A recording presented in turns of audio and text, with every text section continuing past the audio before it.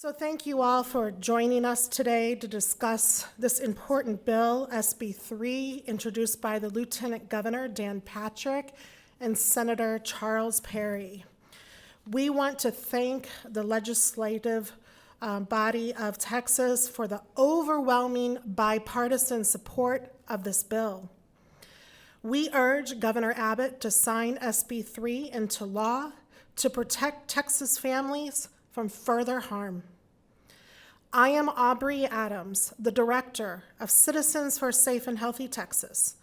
I come from Pueblo, Colorado, which is the forefront of the marijuana expansion movement.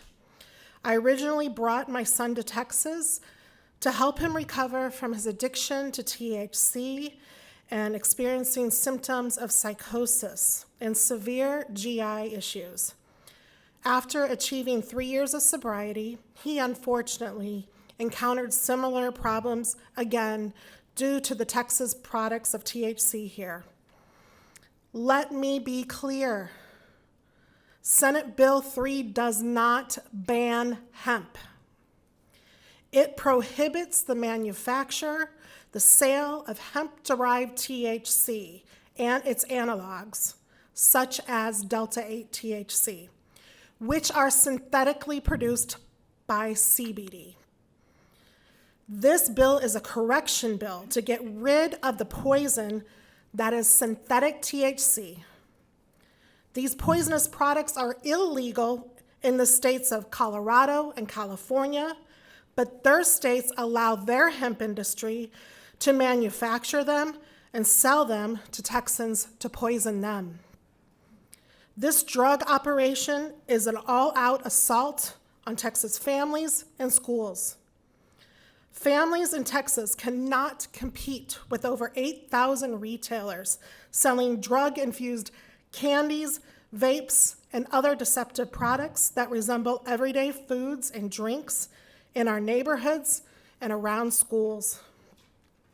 Texas THC products are deliberately designed to target young people and hide their use from parents and from schools. These products are intentionally masked with sugary flavors to conceal their toxic tastes. The hemp advocates must refrain from calling synthetic THC medicine and safe for adults to use. My son is an adult, and their products have destroyed his mental and physical health. He was just attempting suicide the other week. Many families are seeking lawsuits against individuals and hemp businesses who impersonate medical professionals and sell these products under false claims.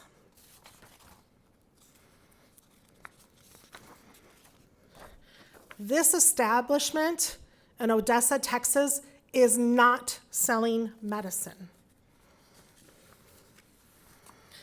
THC in any form can cause episodes of psychosis, and psychosis is when a person experiences paranoia, delusions, and hallucinations. Psychosis is a state of suffering. It's where an increased risk of a person has in harming themselves and others. In Houston, a teen just shot his mother and sister after having bad emotions from THC edibles. We are sick and tired of the hemp industry stating no one dies from THC. Texas and the federal government does not track THC-related deaths. Most coroners do not test for THC in suicides and with perpetrators who commit homicides. The public should know an extensive study published in the National Institute of Health concluded 47% of people who experience cannabis-induced psychosis will convert to chronic psychiatric disorders such as schizophrenia. This is not reefer madness. This is reefer science. And this is a significant factor in the increase of homelessness and crime in Texas. Additionally, these products are toxic.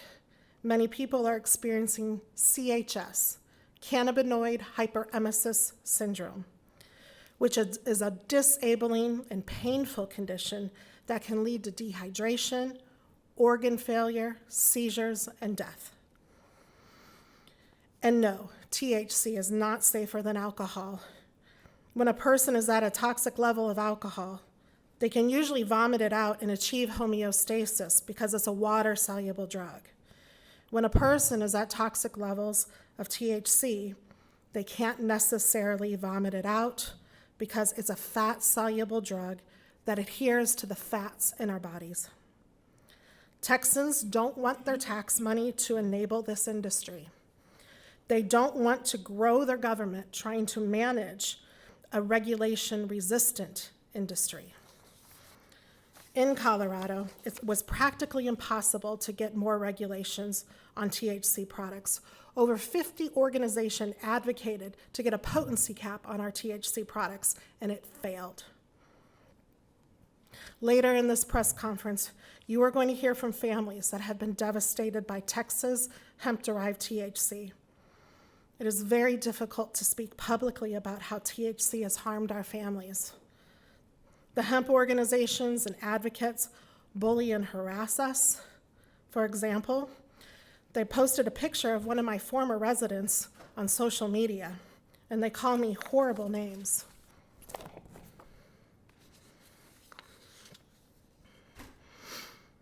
And back in 2019, when I started educating Texans about the true impacts of THC, Texas Cannabis Collective sent their pot army to censor my voice on Facebook.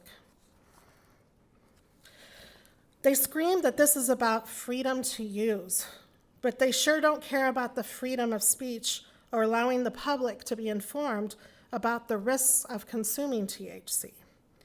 They continue to deny the risk and blame and shame the families, and then harm us into silence. I ask them this: where is the freedom of the people hospitalized from cannabis psychosis? Where is the freedom of the mother and the daughter that were shot by the son in Houston? And why is the media not demanding toxicology reports from the Uvalde shooter and making sure his tissue was tested for THC? I am also tired of the whining and complaining from the hemp industry that they will lose jobs. They chose an industry that sells poison. It's a poor business decision, and they are capable of getting other jobs in Texas' booming economy. I lost my dream job during my son's addiction and psychosis. It wasn't safe for him to be home with my younger son, so I had to be present to make sure everybody was safe. We also ended up losing all our equity to pay for my son's treatment. In time, I recovered. I got other jobs. So they are capable of getting other jobs too. And I'm tired of them acting like they can't. If the hemp industry successfully pressures Governor Abbott into vetoing SB3, we will have thousands more families harmed. The drug and mental illness crisis will increase, and we will all pay the price.